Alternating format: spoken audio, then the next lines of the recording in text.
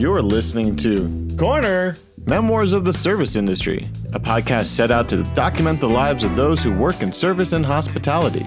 I'm Eric Achopo, and I'll be running the front of the house tonight. I'm a 22-year vet in the bar and restaurant scene and have worked and managed everything from Michelin star restaurants to dive bars and everything in between. I'm sitting down with members of our industry to talk about why they love doing what they do and share some stories along the way. Around every corner is a new story, a new hire, and a new experience. All right, welcome to Corner, Memoirs of the Service Industry. My name is Eric. Today, a good friend of mine, Anil, is joining us. He is a server. He's an actor. He's a family man. Welcome, Anil. How are you, sir? I'm good. I'm a bit not shocked by our current situation here that we're kind of living out in here in Los Angeles. Yeah. It's a funky time, but I'm healthy. My family is, for the most part, everybody's relatively healthy. All of my friends are healthy. And that's the important thing, I guess. It's one of the things I realized is just really how little I actually need. Yeah. And so that's a good thing. Yeah. So yeah, good. Good. For a quick timestamp in case people listen in the future, this is July 1st of 2020. So we're 4 months into the second. Sorry, it's July 2nd. You're in some kind of odd time warp where you're like a day behind. Always. Yeah. I always feel like that. You lose track. I mean, I still feel like I'm in February, to be honest. Yes. I don't have any idea what day it is, what month we're in. It's all just like, whoa. Yeah. It's just crazy. All right, my friend. So run us through a little bit. I met you a couple of years back now at Faith and Flower as a server. So for the listening audience at home, walk us through, I guess, your resume, so to speak. Okay. Yeah. So my first job in the restaurant, kind of service industry was sort of my first job in college, which was at Larry and Jerry's Deli. Nice. in Kent, Ohio, like mid 80s. And I started out as a busser. Mm-hmm. And very quickly, like within the first couple of weeks, my coworkers, my fellow servers were just, they went to the manager and the owner and they're like, this guy can't be a busser. I love, like, my support staff. I loved. They were just like, you need to be a server, and so I quickly became a server there. I think I was there for about a year, but it's the first place that I kind of fell in love with the industry. So that was the first one, mid 80s, and then then I kind of dropped out of it for a while because after I graduated college, then I went away to graduate school. And really So I dropped out of the service industry while I went to graduate school for acting, right? And which is at Rutgers University, Mason Gross, close to New York. And in the summer between my first and second year, I'm like, well, I'm going to be moving to New York soon, and I am an actor. I better get my foot in the door somewhere so that when I graduate from school and move to New York, I'll have a place to work, because I'll, so, and the first place in New York that I worked at was a place called Bobby O's City Bites. And I think Patrick Swayze was a partner in it. It was a brand new thing. I'm not sure. Have you ever heard of Michael Lahara? I have not. No. He's a very kind of like within the restaurant industry in New York. He ran places like the last place that I knew that he was running was Balthazar and Soho. Okay. He's running a lot of high profile restaurants in New York, and that's really where like I learned like the place in Ohio was just kind of like a get your feet wet. Okay, this is how you do the systems or whatever. And so that's where I really kind of like were service, and because of Michael. And he was at times awful. I remember, it was like, and I always say this, I always say this, I'm never going to open another restaurant again.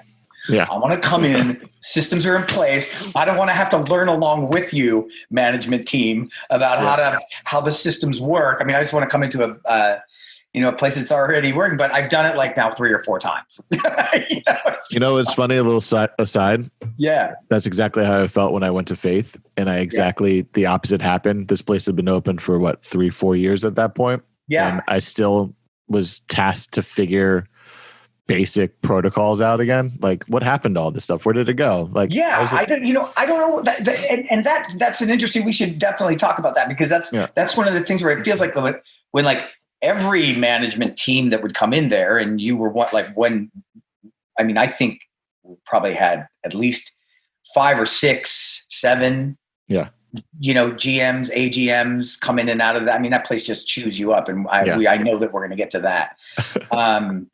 But it's a thing. I think why management leaves and comes so quickly, particularly at that place, versus a place like Broken Spanish down the street, where I had interviewed for a job there and actually got offered a job while I was working at Faith, where they had kept the manager said, he's like, I got 90% of my opening team. That's awesome. And they've been open, and like, that's kind of like the dream place that you want to find, because that there's a culture that is in place there that is, that people stay. And that's a retention is a really key indicator on the quality of the workspace there. Anyhow, so after that, so that was, Michael Lahara, that I worked at Bobbio's City Bites. I landed an acting gig, so I left there. Then I worked at a place called Clementine, which is actually, before that was a place called the Time Cafe. And they had a couple locations down in the East and the West Village. And I worked in the West Village location. And, it was okay. It was, it was what it was. And then we just weren't making the kind of money that I wanted to make. And I told my manager I wanted to leave, and he said, well, I want you to stay. What can I do to make you to stay, get you to stay? And he's like, I'm like, well, make me a bartender. So I became bartender there. And that's when I started my bartending sort of, career stint in that. And I worked there for a while. I think I worked there for about a year or so, year and a half. Then I booked another acting gig, took me to San Francisco, was there for a couple of months, came back. And then I worked at a place, the Clementine place. And that place was like late. So I graduated in 97 from graduate school to move there. So, so this is probably like, I don't know, 90, maybe 98, 90, 99, sometime in there. And that was that was the dawn of the craft cocktail movement, and the dawn of like fresh juices, and all of that stuff started to happen around that time. And then after that place, then I had another acting gig, which took me away for a while. And I came back and worked at a place called, oh my God, what was the name of that place? Oh my God, it's okay, Cafe Luxembourg. Okay. And Cafe Luxembourg is another one of these kind of really big institution-y kind of restaurants on the Upper West Side. I think it was like 70th and Broadway. Al Pacino had a house account there. There were all kinds of celebrities. Lived very, in a rich neighborhood, and there I continued to bartend, and then I got another acting gig, which took me all the way to Broadway. Nice. And then I finished my career out in New York. The next couple of years, I was in this long-running show on Broadway, and it was funny when I was a sort of an unknown actor moving to Broadway, and my agent was negotiating my contract, and they came back with this, like, I think they wanted to pay me something like, $800 or $900 a week. And I said to my agent, I'm like, are you kidding me? Am I going to have to take a pay cut from bartending to go work on fucking Broadway? No. So I got them to pay me at least a little bit more. But that was really fun. I love that. I love that. It was the easiest job ever. Yeah. I mean, it had a small bar, a small restaurant, and we just made a fuck ton of money. Nice. So then come to LA, the show that I was in, we then went on tour. They closed on Broadway, or they had a replacement cast that then closed, and we came to LA for tour. And I always thought it would be like, oh, a film or a TV show is going to bring me to LA, and it ended up being a play. But I'm an actor because of the theater. So anyhow. Then I came here and, working, not working. I was working pretty steadily as an actor and able to kind of, support myself and my single lifestyle as a single man in LA in an unheated studio in Silver Lake. But I was able to eke out a living based on just my acting stuff. And then I started dating my wife and at the time, my girlfriend, and things moved pretty quickly with us. And I realized that I had with planning a life together with somebody, required a little bit of more financial stability. And if it was just me, I mean, I could probably eke it out. But then, so I went back into the restaurant industry just to just make more money. Yeah. That was at a place called Rock Sugar in Century City. Okay. And then, of course, another acting gig. I got a kind of a TV gig that was kind of running for a while, and so that was great. In the interim, my wife and I got married, and we bought a house. And it was, and again, the acting stuff just keeps up and down, up and down, up and down, which was like the time when we decided that after my, this longer running TV gig I was doing, when that ended, we were like, we're going to have to do something. I'm going to have to get back into the industry, as much as I kind of didn't want to, because I was much older now, as you can tell right here. And then that brought me to, I remember we went out to dinner one time, meeting a friend that was at a convention at Staples Center, at the convention center there. And we went to Faith. Yeah. And we walked in, and the three of us sat down, and we sat in, like, I'm like, the audience obviously doesn't know, like, the 30s there. Yeah. Like, I think we actually sat in 28, which is this beautiful, like, curved booth right by the Raw bar. You could see if you've never Google Faith and Flower, the interior is freaking amazing. It's a gorgeous, gorgeous space. Yeah. And the atmosphere and the service was like, it was really, really great. I think Molly was our server. She was a little stoned. I'm pretty sure she was high. But she was great. And, we had we did all things, drinks, dinner, dessert, a couple glasses of wine or whatever. And we dropped over $350 for the three of us. And I was like, I looked at my wife and I'm like, I'm going to get back into the service industry. I'm going to try and get in here. And I took my, I went there and I just kept dropping off my resume. I think I dropped off my resume 6, 7, 8 times. In the meantime, while I was trying to get a job at Faith, I got a job at SBE joint called Clio. Okay. That was at the Staples Center. I knew that I wanted to work downtown, just because I felt like I could disappear. Like, I'm not going to run into a casting director or somebody else that I'd worked with before. I don't want to work in Beverly Hills or Santa Monica or West Hollywood or someplace where, people kind of more frequent in that area. I felt like I could kind of disappear a little bit more in downtown. So then I never gave up on Faith. Yeah. I just kept going back. I kept dropping off my resume there. And then one day I happened to run into the manager, Kyle, and Janae. Janae was actually training Kyle, and they were doing a couple of hires, and I just happened to bump into him at the right time. And I, basically told him that story. Yeah. And then I got a job there. And so since that, and that was, I think that was like 3 years ago. So I think it was roughly about 3.5 years that I have been working there at Faith, or had been working. Yeah. Until now. So a couple key takeaways from all that. So one, I'm just curious in the early days, what drew you to hospitality? And then obviously the money in your later years kept you coming back into the service industry. But what was that first like spark for you where you're like, hey, this is something I actually enjoy doing? You know what it is really, in a word, connection. Okay.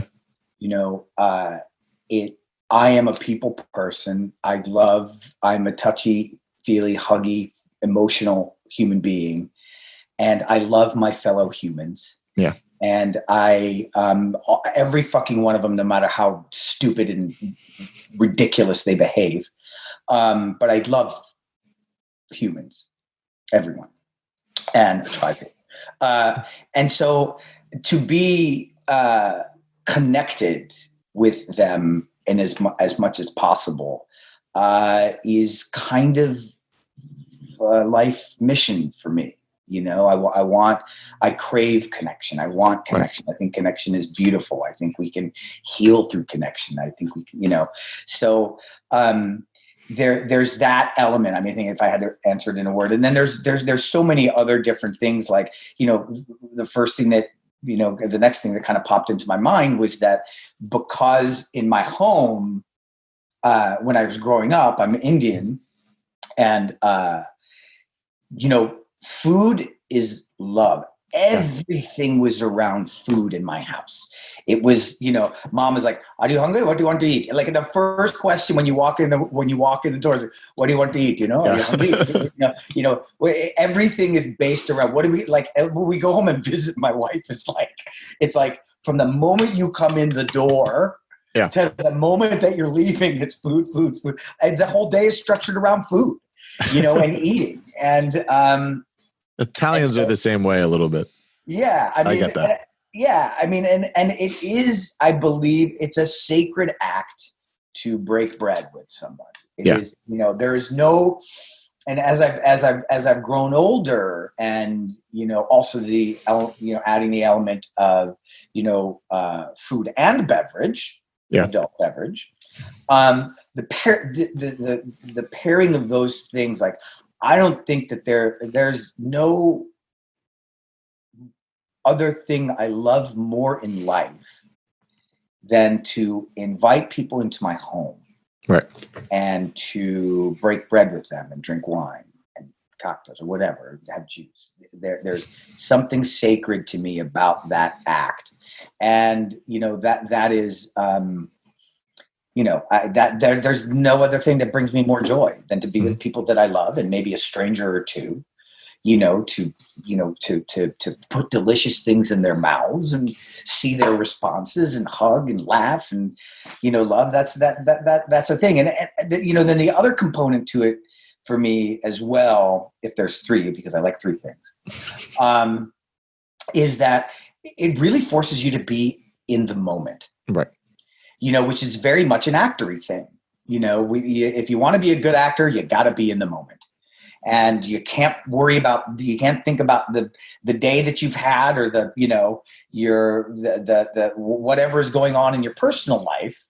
I remember when I was working at Faith, and I'm not sure if you were working there, but I had about 2.5 years ago, my 13-year-old nephew hung himself on like the day before his birthday. It's back in February. And, I think it was just before you got there. Yeah. This is just the amount of grief and my wife and I kind of immediately sprung to action, and we started caretaking of everybody. We planned the funeral. We did all, there's all this heavy shit going on. And, coming home and just weeping and collapsing and just these waves and waves and waves of grief, and, in just an epic fashion. It was horrible. And the one place that I could go and I could forget about it all. Right. And I could take my attention off myself. I could take my attention off the situation. I could take my attention off of my family. And I put it on my guests. And I could forget about it. and these beautiful coworker people that were just like so loving and supportive and like in the moment. And I found myself laughing, Yeah. And forgetting about myself. This is a lot of like in a lot of 12-step programs too. They talk about this. It's like, a really great way to heal yourself is to lose yourself in the service of others. Right. And so to me, it was a great healing thing for me too. So, forcing you to kind of be in the moment, that actory thing, having a bunch of like, and I don't know if you realize I'm a very energetic person. So having a place to put all that energy and also it's a lot about like, especially at Faith, and there's a couple other places that I've worked at and being a bartender, it's a show. Yeah. It's fucking theater. Yeah. And and you are the host. You're the host of the freaking show. You're going to introduce the cocktails. Hey, here's the cocktails. Hey, how about this food? When introducing the steak tartare, and it's that kind of, the theatricalness of it. And,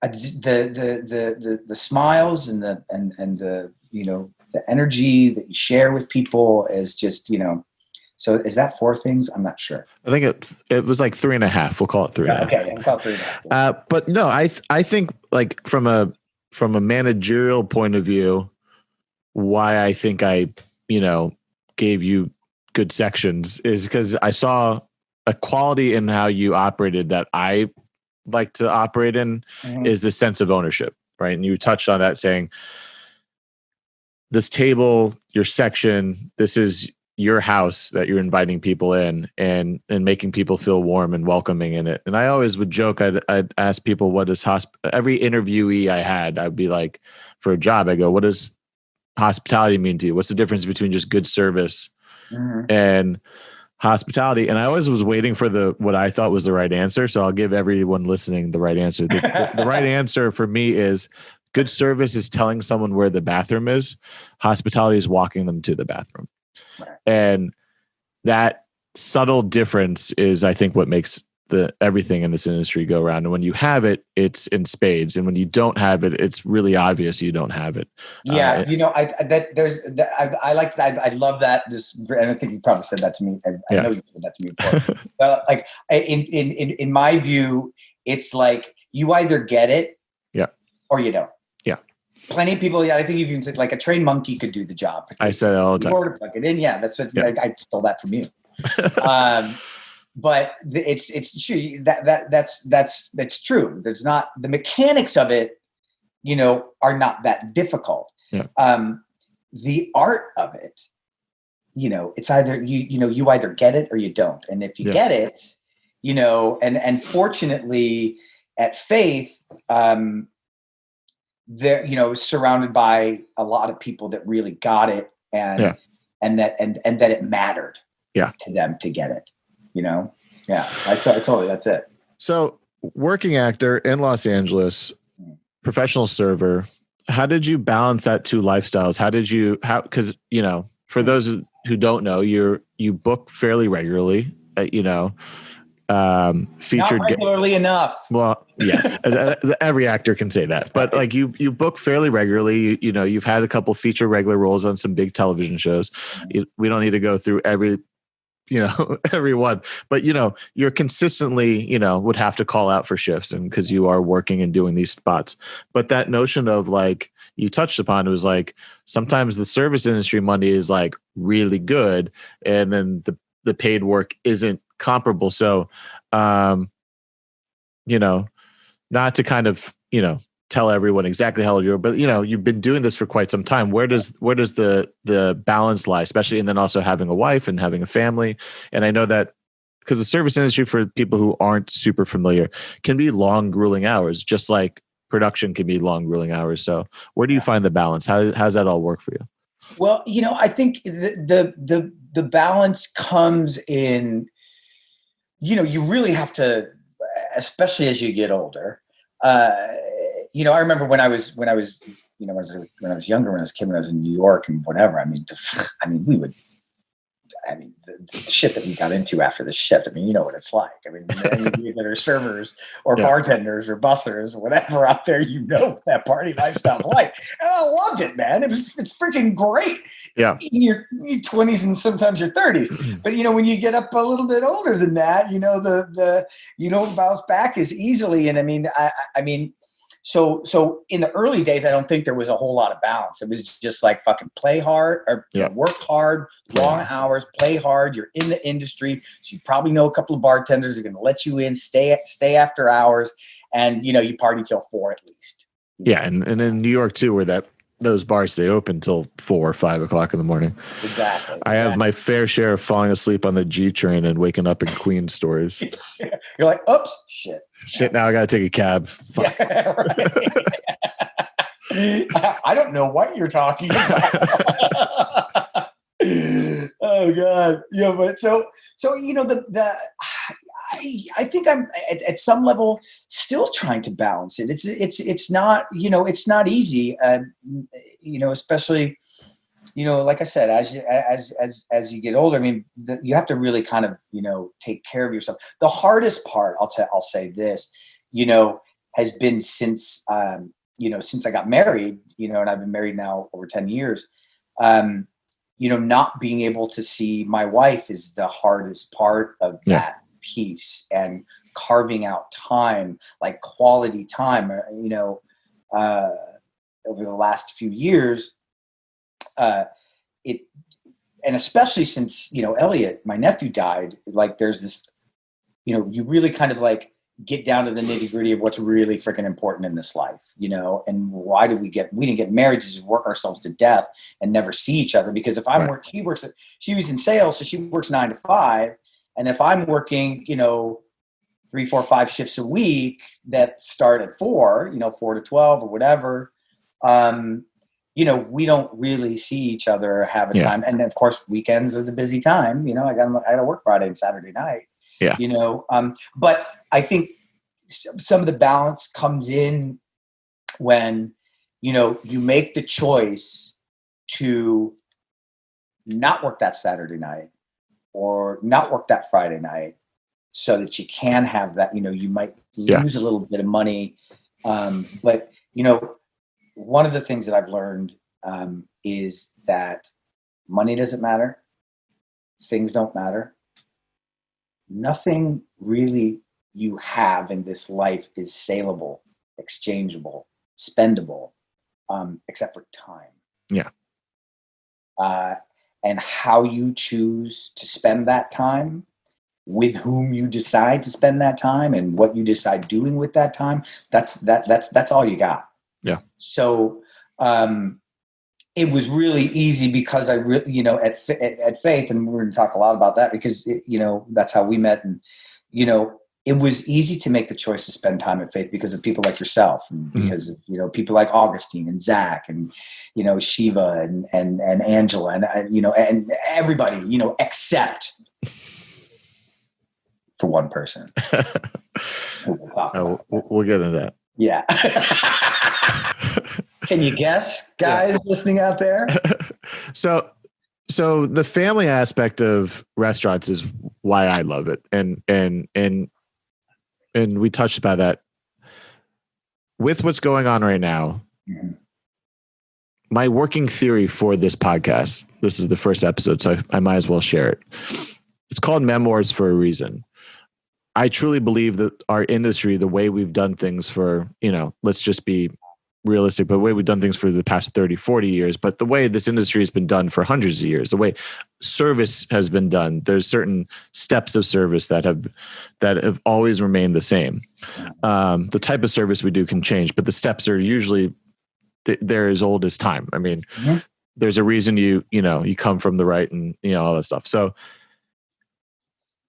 now my theory is that post-COVID, post this pandemic, that it's changed forever.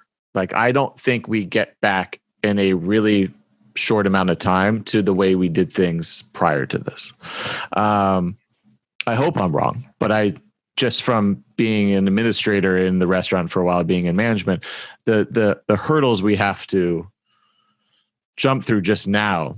And then I feel like, Band-Aids become protocol in the future, right?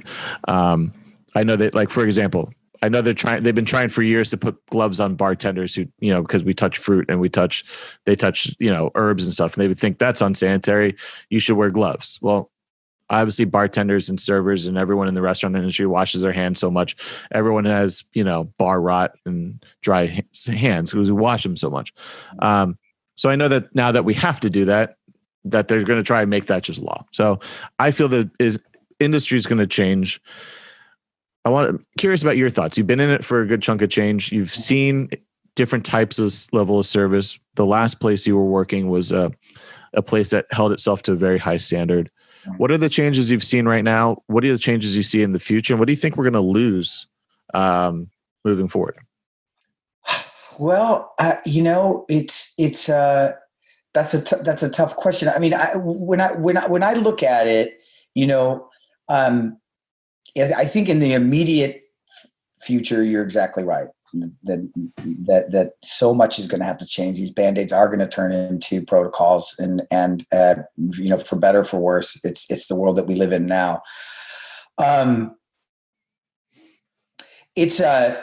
But I do have a slightly different point of view, because once there's a vaccine, in however long that is, but it's going to happen, right?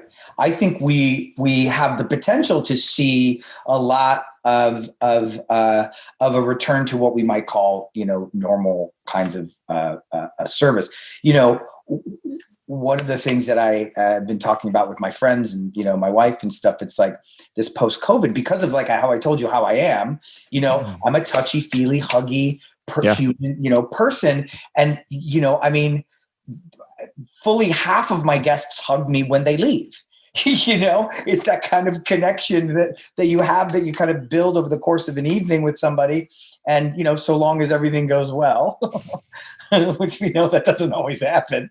But that would be the greatest loss for me, would be the human connection, right? That, I know that, and I've been to a few restaurants since things have kind of relaxed and opened up, and with varying degrees of kind of, adherence to the protocols that the governor had set and the mayor had set in place. I'm hopeful for a return to some kind of normalcy in about a year or so. The fate. I mean, I don't know. I mean, masks may be a thing now. Yeah, they may be a thing now. I mean, because after this virus, there'll be another one.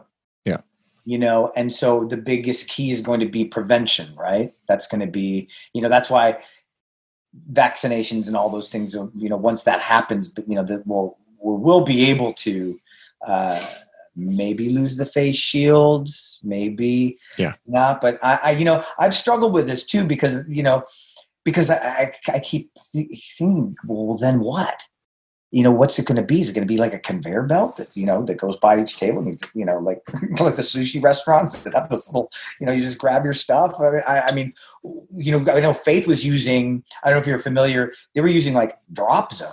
Yeah. Where they bring the food and they drop it off at a place that's, further away from, like on the next table or whatever. And then the guest goes and gets it.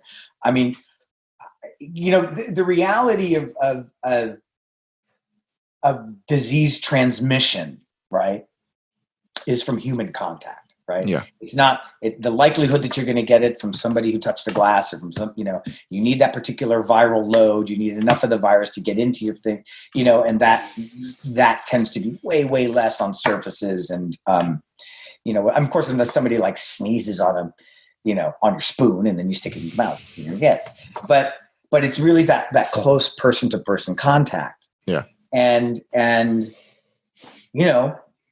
I honestly, I think that within, certainly like this, the restaurant industry is much like this sort of anything that requires you to be gathered in a space with somebody close, concerts and movie theaters and stuff. I think masks may now be a thing.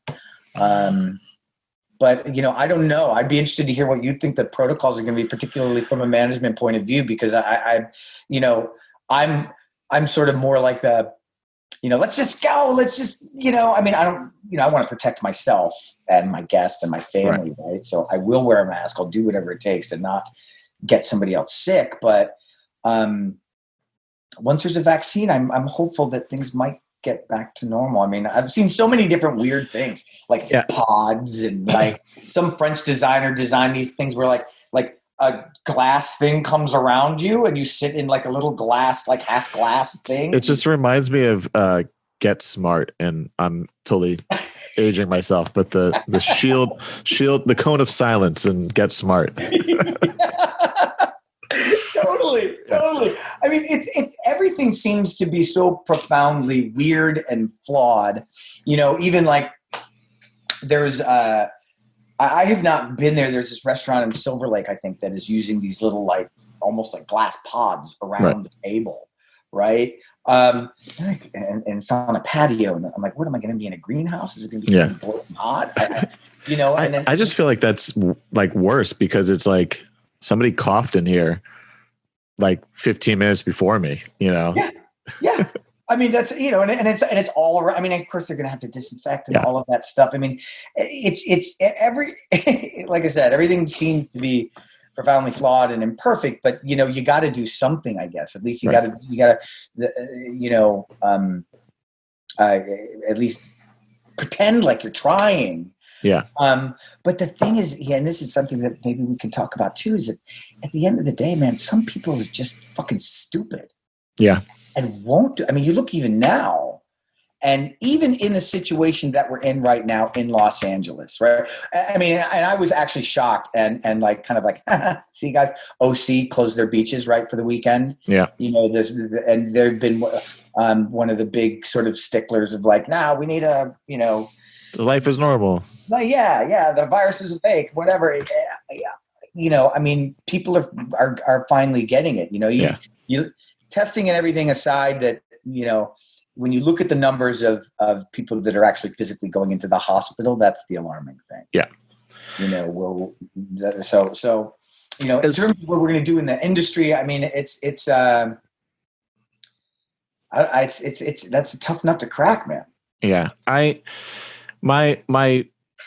theory and my fear is that, restaurants, owners, managers, they're going to do what the city demands them to do. And so right now, which was great. The problem was we were all trying to figure this out for about a month and a half before the health department weighed in. And I'm like, do I need plexiglass at the bar? Do I need face shields? Like, what do we do? Like, I'll just figure this out because I'm, capable and I understand what's going on, but I really don't know what's right until I'm told what's right from the people who are in charge. So thankfully they did rule, and that's why we have the face shields, and we're covered up like, we're out of the movie Outbreak, which isn't the best thing to look at when you're going out for dinner. My concern is the public trust. I think that even after a vaccine, we've lost the most vital thing in our industry, which is the trust of the public. The public comes in and they trust us that the food isn't going to kill them. They're not going to get poisoned, and they're going to have friendly and warm and inviting and informational service. I think, especially right now at a place like Faith, I can only imagine, knowing the level of service that we provided, how difficult that is currently to provide that same level of service. And if moving forward, if the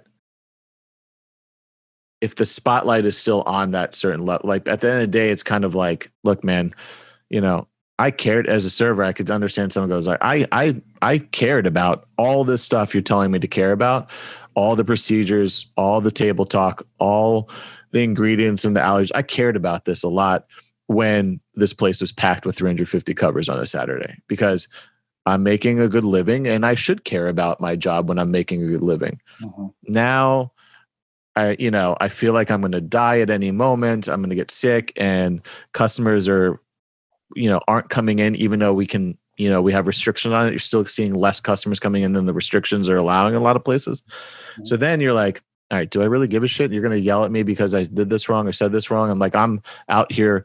So now you've lost trust between management and staff. You've lost trust between customers and establishment. That's where my concern is. A vaccine can come.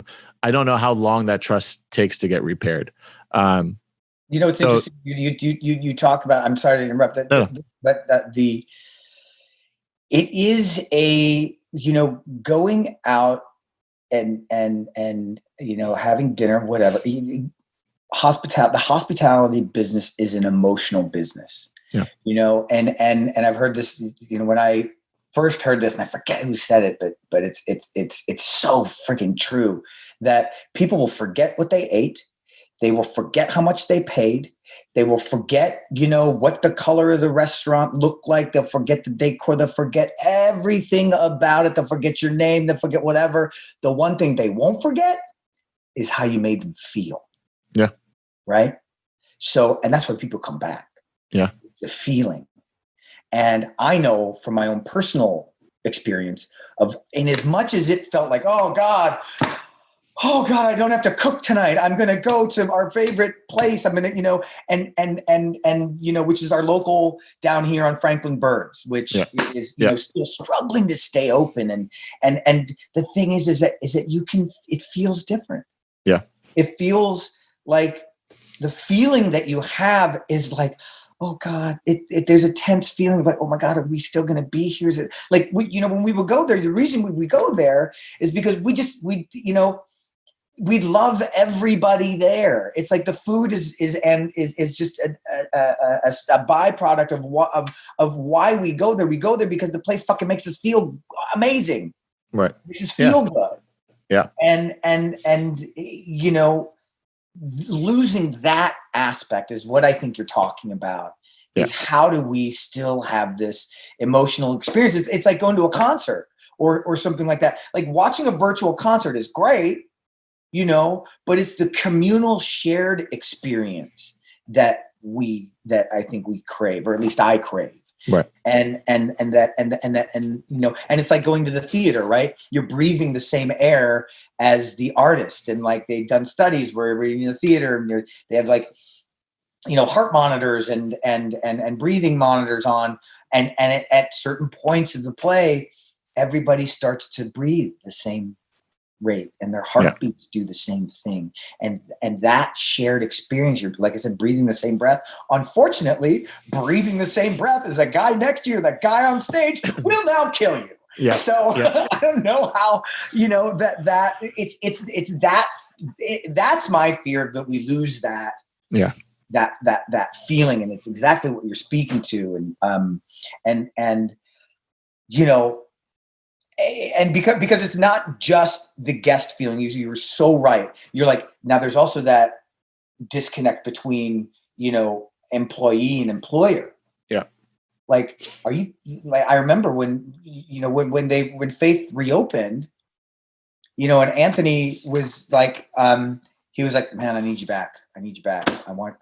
Please come back. And, he's like, I need your, he was so sweet. He was so complimentary. He was so, and also probably very desperate, because he's got a job to do and, trying to start out, at least putting his best foot forward. Yeah.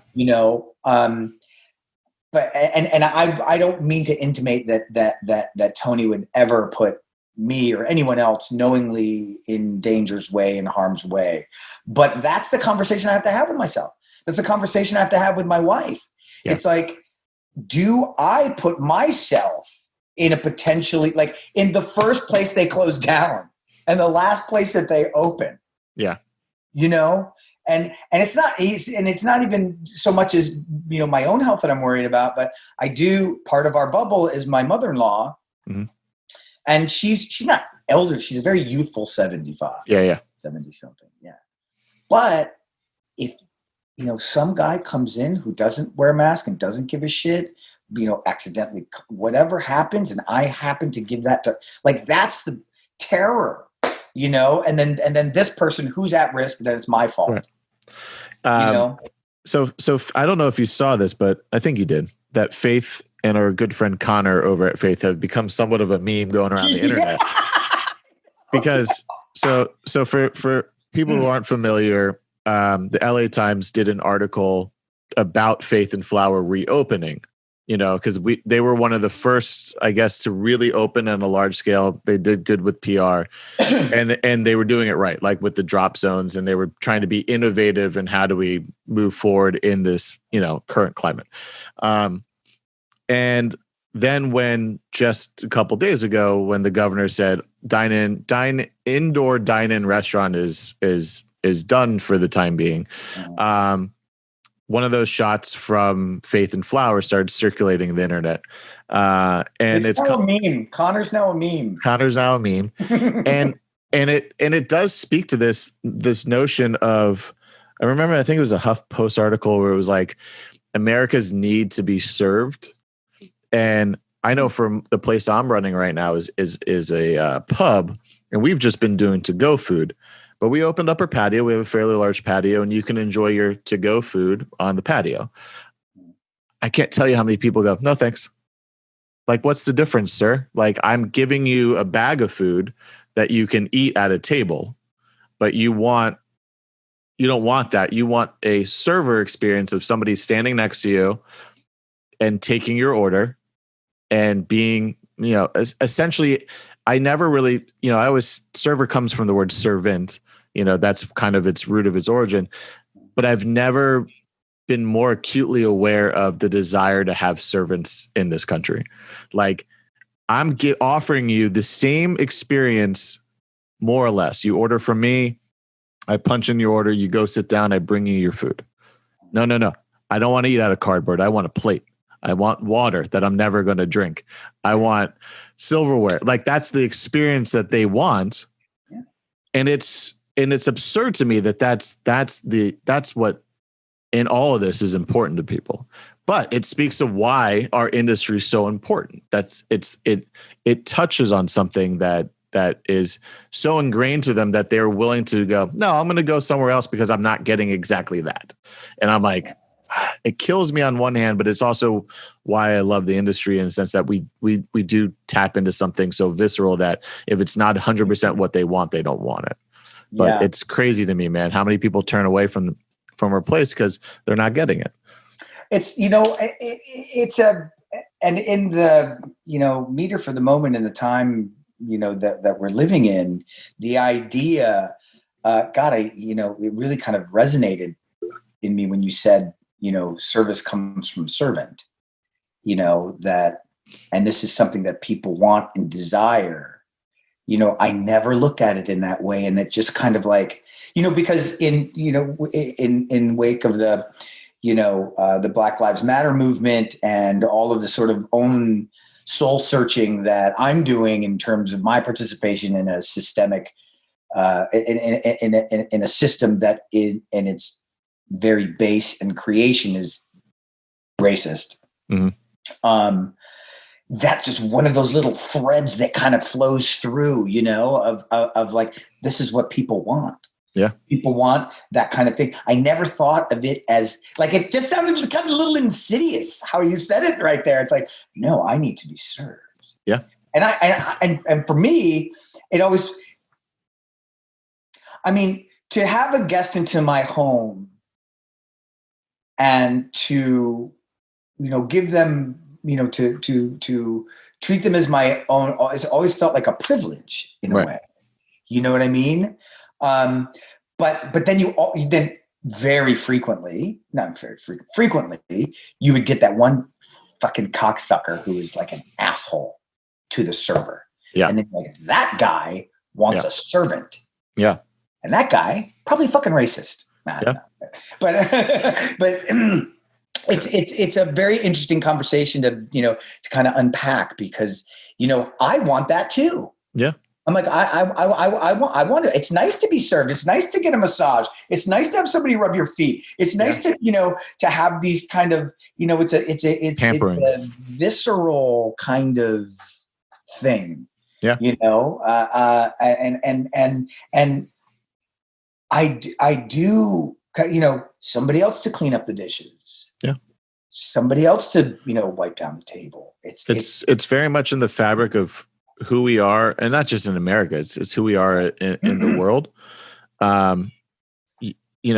You always need somebody there to cook the food, and you always need somebody there to clean the streets. And there's always that hierarchy in society, for better or worse. That's just how it is. Mm-hmm. But yeah, there's always a notion, especially when you work in a fancy place. I've worked in a couple like really nice places as like a server before, and you can get in your own head that like in kind of pseudo imposter syndrome where you're like, I'm just the help. I can't relate to, like, when somebody famous comes into your place. Sure. And you're trying bullshit with them and relate to them and you get them to laugh, you're getting a connection out of them. But then at the end of the day, they just completely just shut off. Have you ever had that happen where they like pat you on the head and say thank you in so many words? And then you're like, fuck, they don't view me on any level of them anymore because I work here. And it goes back to my head. Somebody once told me that the reason why they love this industry, and I still very much hold this true, is that in the service industry, we get to dine with kings and queens. We get to be on their level for a moment. Problem is sometimes that moment's fleeting and then they walk out the door and that moment's gone. But I do like that connection of it. And it is weird. I think that this has opened up a lot of eyes and is open. I mean, like right now it came back in cycle again from the last Black Lives Matter 3 years ago, where that Tips has an inherently racist backstory to why Tips is in this country, why we work for tipped wages. And I always say, oh yeah, I agree with you 100%. But pay me $35 an hour to do this job, and then you'll never have to tip me again, right. But they won't. And I when I was working at Shibumi, the owner there, Chef Dave, he always joked, he would always like talk about how much money we made as bartender servers there. And he goes, you're making more than Jesse, the manager, made. Like, don't you have a problem with that? I go, no, I don't, not at all. And he had this like shocked face look on his face. And I go, Jesse's job is to make sure that your business is up and operational and gives us the tools to do our job. And he's like, well, then what's your job? He goes, my job is to make you money. The more money I make for you, the more money I get in return. So the better I am at my job, selling and upselling, the more money you make. So am I mad that I made 80% more than your general manager? Personally, no. Pay your general manager more, but that's a different conversation for a different day about the pay wages. I'm more about, I'm enjoying this about like the state of being of the restaurant, the state of being in one, and how that's changed. And yeah, I think you could spend an entire episode talking about, and maybe that's, I don't know, if you have it, you probably have it planned, but like going back and unpacking, the whole sort of racial underpinnings of tipping to begin with. I think it's and again, and until you friggin' said it just now, the thought had not even, had crossed my mind, and I think that particularly now is an important conversation to have to bring awareness to how much systemic racism is a part of nearly everything that we do. Like the other day, it was like, oh, I have a master's degree. Yeah. Well, I'm gonna have to call that something different now. You know what I mean? I was talking to a friend. It's like, oh, I have monkeys and that, like stuffed monkeys, in the master bedroom, and I was like, I can't call that the master bedroom anymore. That's like, it's unconscious because it's bred into the system. I think it's a really interesting conversation to have. But I wanted to comment on what you were saying. That we're just the nature of status within the restaurant and what that's viewed, because that's keenly sort of like, for all of my fellow brothers and sisters and trans and LGBT, whoever you are, actors, there's that stigma that goes along with and I mean, I've heard this joke so many times because it's not a joke. It's an asshole comment. When it's like, oh, you're an actor? Yeah. What restaurant do you work in? Yeah. That sense, you're talking about that sense of status and it is, and as an older guy like myself, like, oh my God, could this guy be like, and maybe it's my own sort of neuroses or my own sort of like, the narrative that I have in my own head. I don't know, right. But I sometimes see the thought bubble of over people's heads. Like, look at that fucking guy, that gray ass motherfucker. Yeah. He's still a waiter, huh? Still trying to kick it as an actor, are you? I mean, there's this notion that it's not a real job, and that stems back from when the time and the industry wasn't doing as well as it is now, and it really wasn't, a real job. I mean, I think it's always been one, but I mean, you just think about the 80s where the pay wasn't as good. You think of we're fortunate enough in California, servers are fortunate enough in California that it is a minimum wage state, whereas other states are paying you $2.75. Some states are $3.25 to do the same job, and you make all of your money on tips. At least in California, they get minimum wage, which is now 15. So at least there's that, but there is that notion that's not a real job. But at a place like Faith and Flower, there'd be years or months where you guys are on track of making high 5 figures, sometimes 6 figures in that job, because the traffic is so much and the price point is at a certain point where you could, after tip out, you're still walking with a lot of hundreds of dollars. So it very much is a real job in the sense of financially, but I think overall, and I think what the climate's kind of shining a light on is that it's still somewhat and these are young people, by the way, who walked away from us who wanted serving. It's not like 60-year-olds are walking away from me. It's like 20-year-olds who've just been bred into this. So I still think people look down on it, even though I know people who are more successful and have more money and a better quality of life who are bartenders than I do know who work in, real estate or, a doctor or a lawyer or whatever these traditional jobs may be. So yeah, I think that's still something we face. And, I know that like being a restaurant manager, it's hard to kind of, oh, that's your job? Yeah, that's my full-time job. That's a 50, 60 hour a week job, Right. It's what I do. Yeah. I always think about Gilberto, Gilberto is an amazing server. Probably one of our top salesmen. He's so incognito too. Like he on the surface, he's stealth about it. And this motherfucker, I think he's got 3 kids. Mm-hmm. He's got a wife. He owns a house in Pasadena. He lives a good life. He's handsome. He's smart. He's fucking, he's like, he does his job. He hits we have totally different styles, but I just look at that guy. I'm like, this guy is like the prototype for, the professional server. This is what this man does. Yeah. And he does it so freaking well. And that's what he wants. Right. I mean, a lot of us, we actors, because of the kind of flexibility and the ease and the timing of it, you can have your days off so you can audition, and it's a kind of thing where a lot of times, my sort of philosophy is like, I don't care if I have to quit. If I've got to quit, I'm going to go do an acting gig. That's why I'm quitting. So I want to do this more than I want to do this. But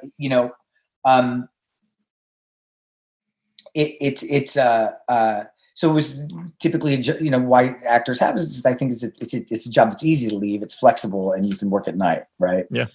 But that being said, when you elevate, service to it, to the kinds of stuff that they do, at different, shishi fufu restaurants, it becomes something a little bit different. And then, I think as I've matured and aged, that the connections and the bonds that you make with people, it is like you said, it does become like a family.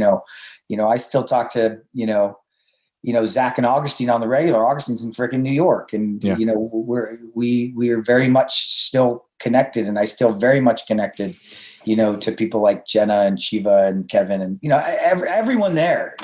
Angela and I are doing a thing together, and it just that does become your family, but it's and it is its own world. I think one thing too, though, is that at least economically, people have been made to realize, that oh my God, this is a really huge industry. This is, I think what was the stat? Maybe you know the stat better than I do, but it's something like 25% of our hourly workforce is in hospitality. I think it was like in the 30s, but yeah, something like that. It's like whoa, that's a lot of people. And it was of the unemployed, it was over nationally. It was like getting up to around 50% of the unemployed was from the service industry as a total, because a lot of people who were, furloughed were still getting paid in other industries. Like, because, if I had to close down an office building, a lot of these companies were still paying, but, and I think they lumped in some of those numbers with retail. So it is a little tricky because it is that hourly thing, but restaurants as a whole make up so much of the cultural fabric of our lives. Right. That when they go away, that's when you start seeing people demand. And again, it's like, what did everyone demand to be open? Nobody gave a shit about J. Crew opening. Nobody gave a shit about, a mall opening up, or Kohl's or Macy's. Those companies are going under. They're all filed for bankrupt. Maybe not Kohl's. But everyone wanted their hairdressers open, their salons open, and their restaurants open. I think that is a big part of. Yeah. I think that's a reflection of the, what these places really are in their hearts and in their souls, even though there might be some soulless individuals at Faith, but they're in their DNA, what they are, it's a place for community.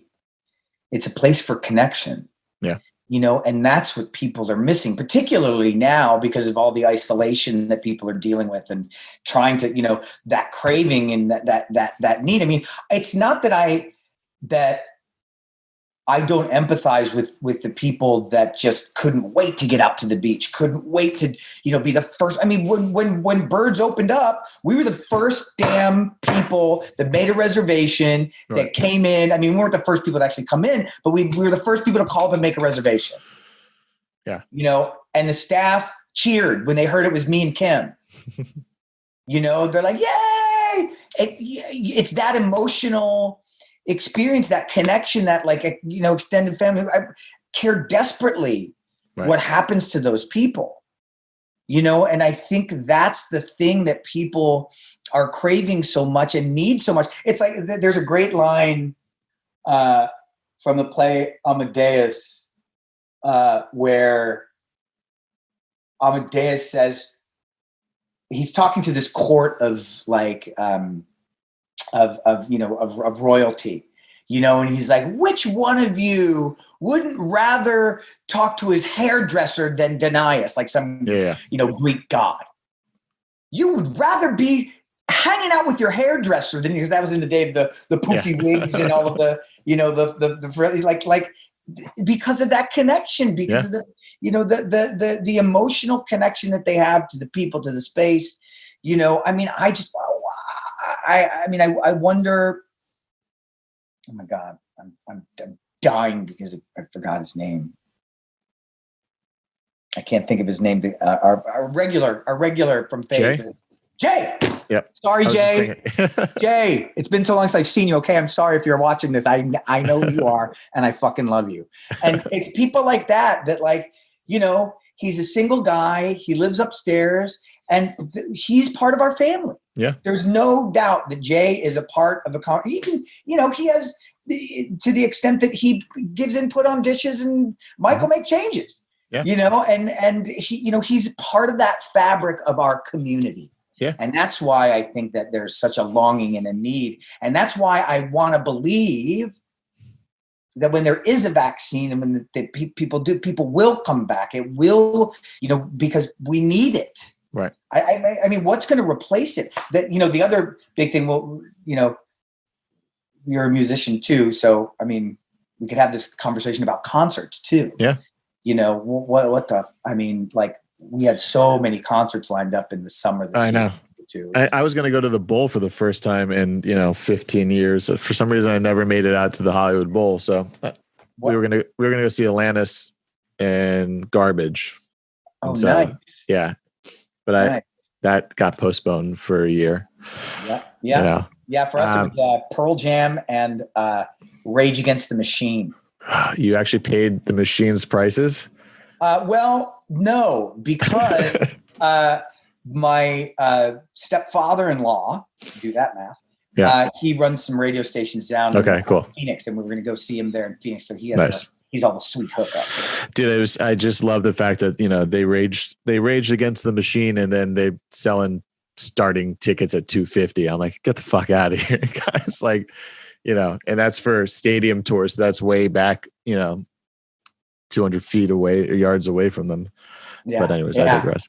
I think it's going to be a long haul for concerts. It's going to be a long haul for sporting. There's going to be a long road back for our lives to kind of get back to where they are. But there's this need for restaurants and bars to open up, because I think you touched on it perfectly.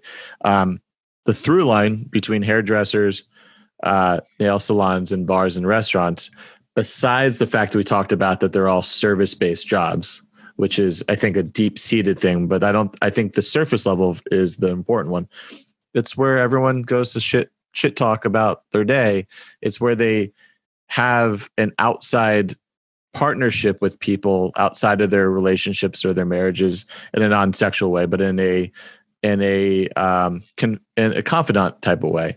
Everyone's got a bartender. Sexual, let's be honest. Sometimes sexual, but in our single days. But yeah, I just think there's a need for that, common square that everyone, gathers around. And it used to be an actual common square. And now I think it's your neighborhood restaurant or your favorite place, your hairdresser, your barbershop, your nail salon, anywhere where you can gab with your friends and unpack the day's events. And I get that in a time where the day is heavier than it normally is every day, and every day is heavier than the last. You can only talk to your partner if you have one. If you have one, you can only talk to people so much before it just becomes stale and repetitive, because you've already voiced your concerns, and you need that outside perspective. I think that's kind of one of the reasons why I started this, is because I am generally miss a lot of the people, and then this will be a lot of friends of mine to start off with, but it is also nice to get a different point of view on a lot of stuff. And it's funny, I want to talk about how the industry changes to tie that back up, is I want to bring Jared on. I don't want to be the all Faith and Flower show, but Jared is the sommelier at Faith.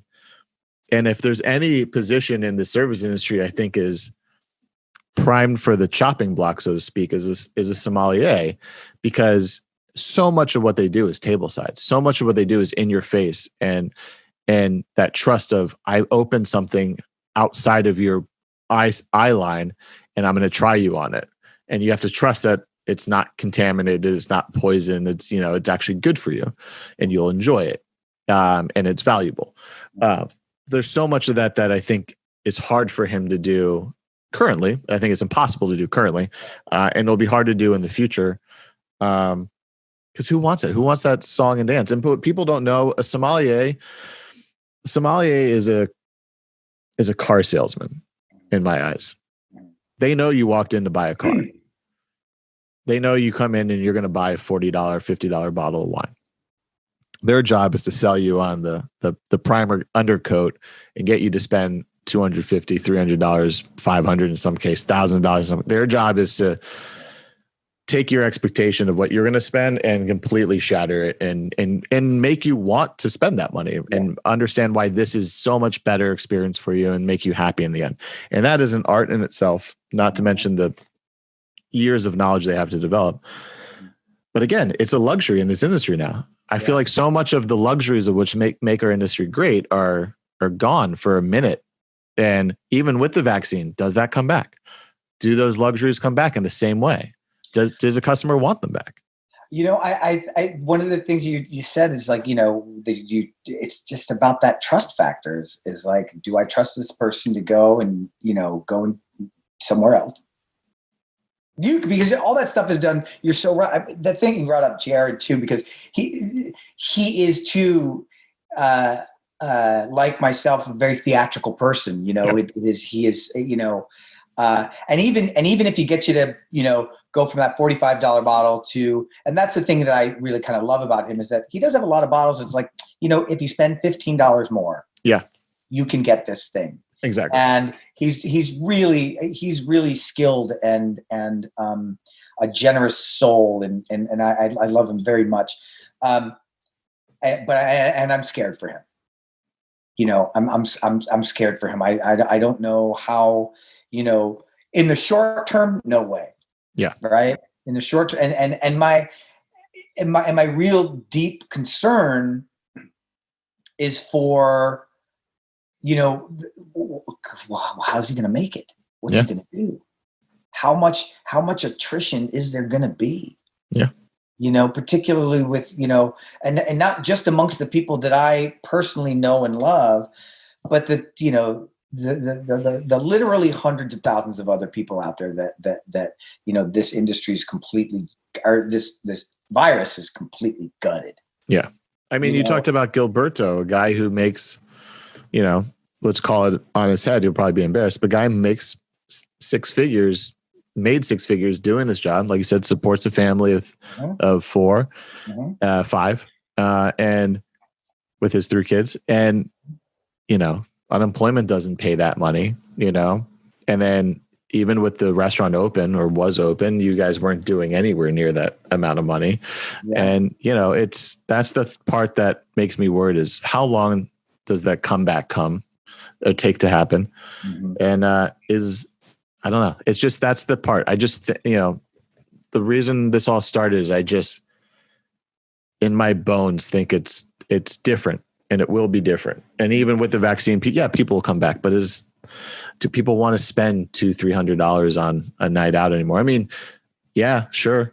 They want escapism and they might view it as such. Same reason they will spend the money on a concert when it opens back up. Mm-hmm. But is it going to be a sustainable practice? Like, I think the statistic is 60%. I think it was like 63% of independent restaurants, bars and restaurants are going to close by the end of the year because their margins are so thin. People don't know that. People don't realize that even a place like Faith that is making $10,000 to $15,000 a day on a slow day, is struggling on a monthly basis to pay their bills, to pay their salary, to pay their taxes. They are a machine of a business and they still feel it. Now imagine you're a $1 million bar. Imagine your margins then.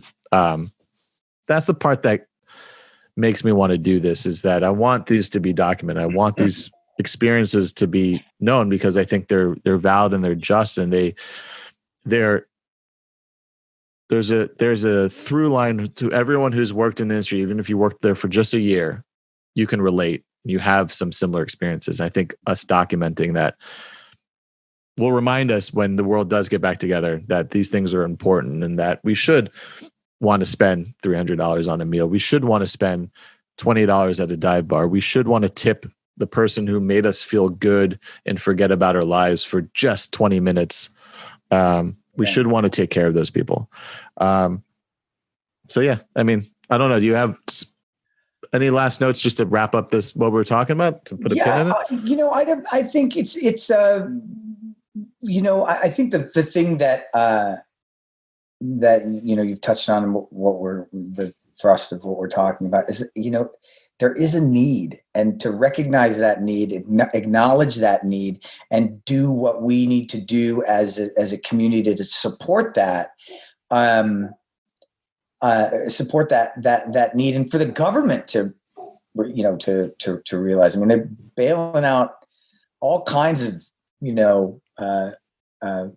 big corporations and I mean, look, on the surface, I get why somebody like a Ruth Chris Steakhouse would get bailed out, because they're a national chain and they employ hundreds of thousands of people all over the country.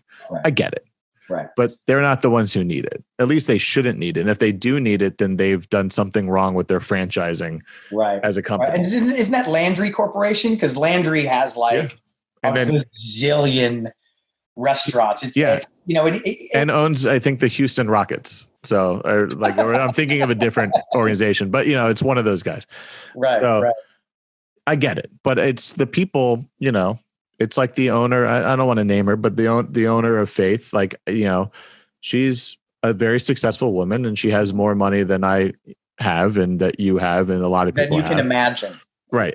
But she feels the pain of everyone who works there. She understands what she's offering and the job she's creating and supporting.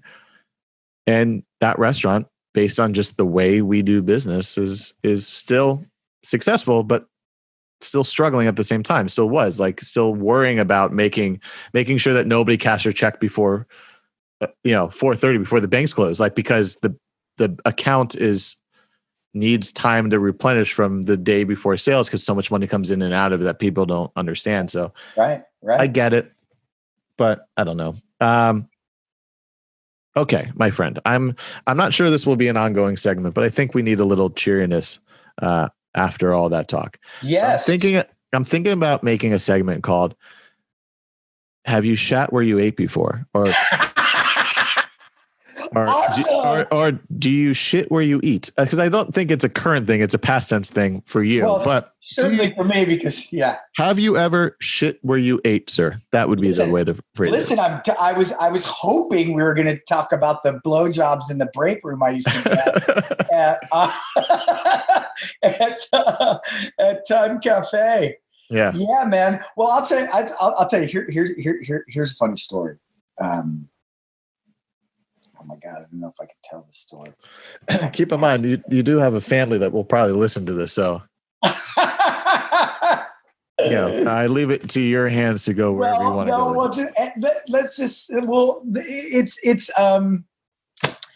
the quick answer is yes.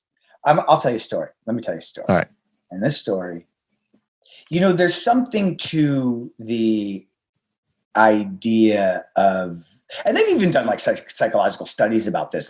You're more likely to marry somebody within your zip code. You're more likely to, date somebody within your, at work or whatever, because of the people that you see all the time, and somebody that you might not sort of normally, at first glance, look at somebody, if you just look at their picture, you'd be like, no, not that. I don't find that attractive. Yeah. And then you have these, at times, profoundly intimate, and I mean emotionally intimate, moments with people, and you see people going through their lives, and people that you love and laugh with, because most people that enter into this business have a sort of a nature about them that this feels good, and it's whatever. But if I were to just meet you on the street, I might not even give you a second look.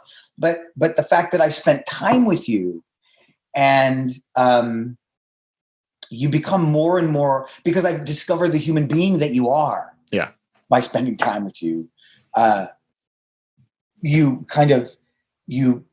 will naturally kind of get attracted. You're like, wow, that's a beautiful thing. Or you can also learn ugly things about people too. Sure. You know what I mean? I mean, it works in, both ways, but so I want to tell you about, well, we'll just call her Jane Doe. But just imagine that she had the most mellifluous Puerto Rican name you can possibly imagine. I mean, when I say her name, it just is it's like poetry. Right.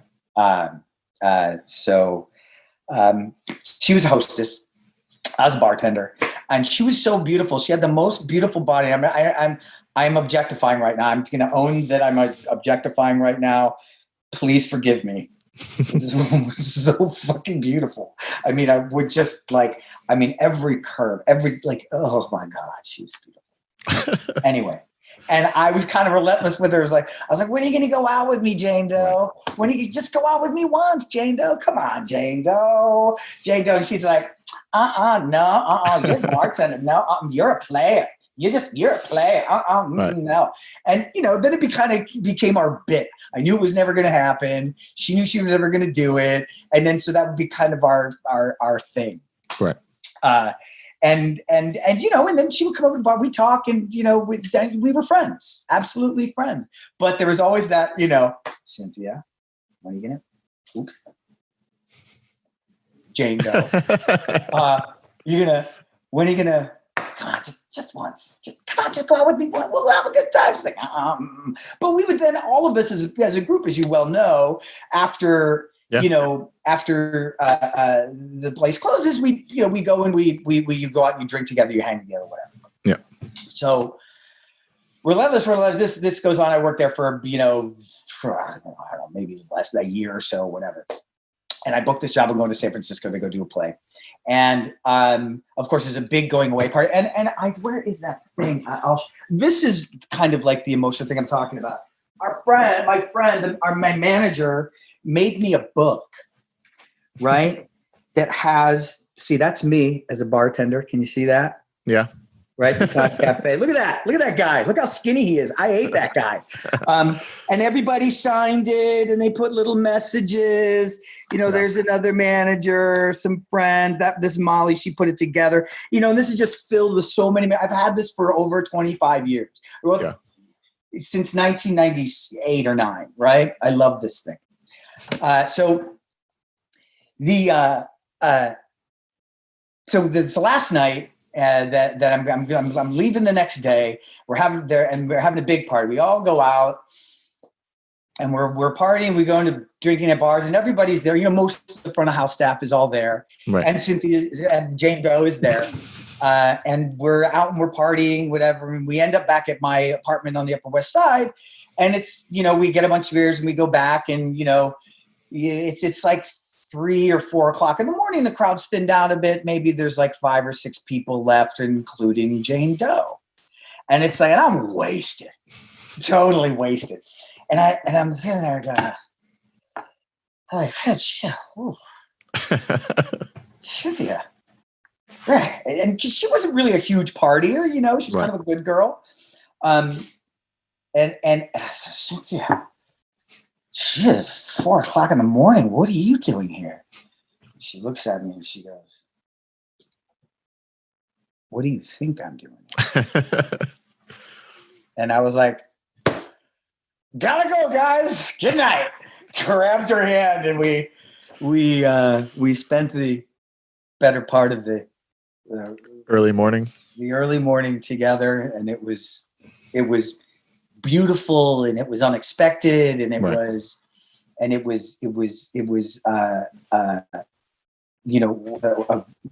beautiful, blessed night. And I've never seen her since then. I've never never really tried to look her up or anything, but it was just that, it's those kind of moments. I'll never forget that moment for the rest of my life. And as hammered as I was, I'll never forget it. It's that. So what started as could been, dear Penthouse Forum, I never believed this would happen to me, was actually kind of sweet. It was kind of a sweet story. It was a sweet story. It was, because it was, it really was. And wherever you are, Jane Doe, thank you. You're right here all the time. Something about those last day of work, flings. Yeah. You do an episode on that. Yeah, right. Well, awesome, man. This was a lot of fun. I will give you the last note, your last thoughts on the state of the industry.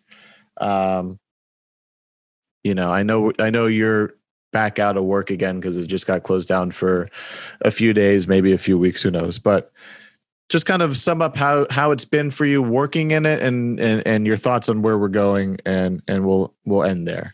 I'll tell you what, man, if it's the dumbest thing I've ever, my wife and I, our retirement plan is we want to open up a bar. Yeah. We want to open up a restaurant. This is how much I love this business. And I believe that it's important. And it's, as we've talked about, the ideas of community and connection and family and, the things that draw us together organically, as human beings. I don't know what the short term is. I have tremendous hope and pray for a return to some kind of normalcy in the long term. But at the end of the day, as we try and pull it apart, I just don't know. Yeah. I think it's going to be really fascinating to see what does happen. And I hope that our discussions are able to sort of, illuminate in some way for the public at large how